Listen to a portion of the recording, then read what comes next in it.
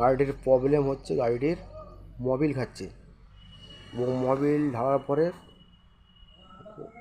800-900 চলছে, চলার পরে মোবিলটি কিন্তু শেষ হয়ে যাচ্ছে। তো গাড়িটা নিয়ে আসছে, গাড়িটা নিয়ে আসার পরে স্টার্ট করে দেখছি যে গাড়িটা ধুঁয়ো মারছে, মানে রিং ডাউন। গাড়িটা স্টার্ট করে দেখছি কি অসুবিধা, প্রবলেমটা কি।